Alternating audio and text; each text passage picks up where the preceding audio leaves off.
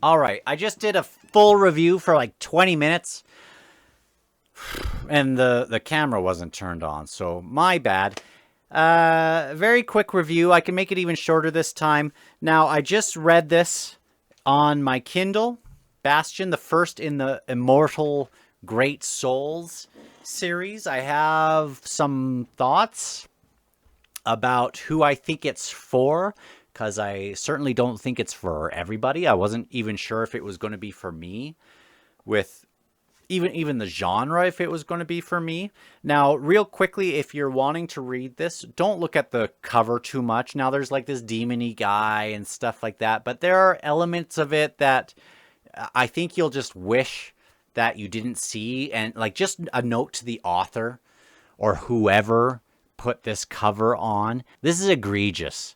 What an oversight. Or just like, for anyone who's read the book, like it really went too far. Sometimes we don't read the blurbs on the back because things go too far in spoiling it. But when it's the front cover, it's just terrible. It's just terrible. So, having said that, I did like it, and it was the first of this genre that I've ever read. It was this lit RPG genre. I know that there are a lot of those, certainly in the self-published world, kind of coming about. It has sort of a video game feel. It sort of reminded me of like Dragon Ball Z, where they're trying to reach their next power level, and then at that stage, like their hair will go yellow or blue or whatever. And then at that stage, they get a number of different abilities. And that's sort of the hook of this book, even though there is more than that. I thought it was just going to be about being the most powerful and like reaching the highest stage and being the most powerful. And while that's a part of it, it does have a relatively good background of other things that are happening. But that is a major part of it. Something that's interesting about it, like it all takes place in hell, where I thought it was going to be this grisly, sort of gritty trilogy of books. Now, this first one, I just have to say that it's not grim dark. It's very much like it's fun.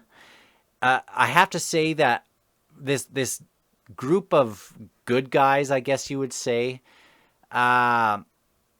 very much are very, very pleasant people, which is odd because this is taking place in hell. And it reminded me of like Danny Tanner, where half the time after some kind of occurrence happens, they're like telling each other how grateful they are for each other, and they're thanking each other. Oh, what would I do without you? And it's in this way that really feels like a 90s after school like TV show, which is very odd. And it happened all the time. Like it was just everywhere. And in that way, the character arcs like weren't that great. It reminded me of like, when you watch one of those shows or watch Simpsons or whatever, and you see a certain character in the scene, you basically know what you're getting with that character. They kind of follow that same, and so whether or not you're watching it, like you can watch any episode and you'll be caught up because it's, you know who that character is. And this very much felt like that. There wasn't a lot of very meaningful tension between characters, and it didn't have that great, amazing story arc with like character growth, I felt. But that being said, there are some things that will surprise you about it and make you really excited about the characters. Another thing it kind of reminded me of is being back in the 90s and flipping through comic books before buying them. I really liked comic books. I'd get them at 7-Eleven or like if I couldn't get them at a proper comic book store, you just go to whatever gas station and pick a comic book. You do a little flip through, and often you're not even getting one in a certain sequence. You're just getting like a snippet of some larger. You might get like episode 4 of 18 or whatever in the series.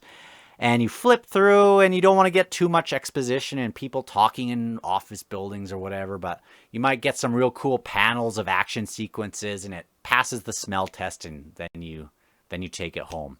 And this felt very much like that, where there are elements about this book with like mana farming, to like the stuff that you're doing in order to reach the next level, which was very, very boring to me. And I was kind of scanning through, much like I would do with some comic books as a kid, where I was like, just get to the cool stuff. And I'm not usually that kind of reader. Usually, sometimes the action sequences actually are the ones that I zip through, and it's like the character work. But since this is kind of inverted, it's really about the action sequences in this book that I was really going for. Like, it could have been 20% shorter or more. There was a lot of stuff that, I just pushed through because I found it boring, and I know I'm giving negatives of it, but overall, by the end of the book, and even by halfway, I was quite invested with what was going on. So yeah, like, I don't know if that made me, it was kind of nice to return to like my mouth breathing younger days where it was just like about the action. Because if anything would have made this 800-page book even cooler, would be if it was like a 2,000-page graphic novel. Because I can't think of a book that I've read certainly in the last while, that would have made a cooler graphic novel. It was so visual, because they all kind of branch off, and a part of the intrigue is wondering what our main characters' sort of powers are going to be like, and and how it'll stack up against other people's powers as they kind of learn theirs.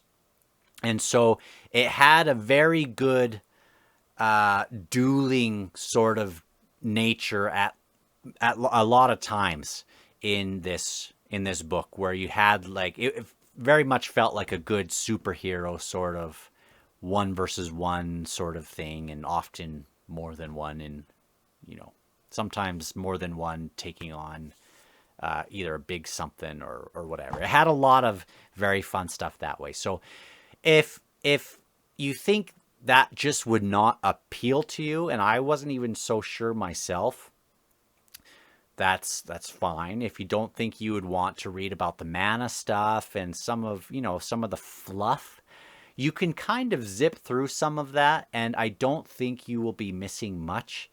It was a very easy read. It was a very charming, kind of fun read that kind of brought me back to those older days, or those younger days, I guess I should say. I thought it was fun.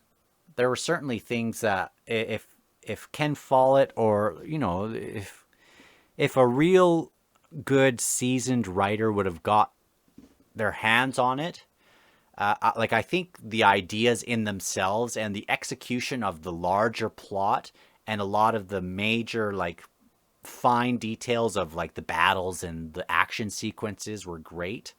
Certainly, I think some of the character work and things could have been elevated with one of these other authors. But again, that being said, it didn't especially bother me by the end, because it was kind of nice to just really know the characters, kind of know what to expect from each one, and you just kind of enjoyed the ride with a grin, and there were some good twists and things like that. And anyway, I don't think it'll be for everyone, but I think if you're wanting something kind of like, it's a big book, but if you want something that is just going to be sort of fun and still exciting, and then make you really kind of curious where the rest of the series or the trilogy is going to go, I would give it a thumbs up. This was a pleasant surprise. I can't think of another book of this size that I've devoured quite so quickly. So, talk to you guys on the next one, and I have no idea what I'm going to read next, but I think it's going to be The Eye of the Needle by Ken Follett. Maybe give your suggestions.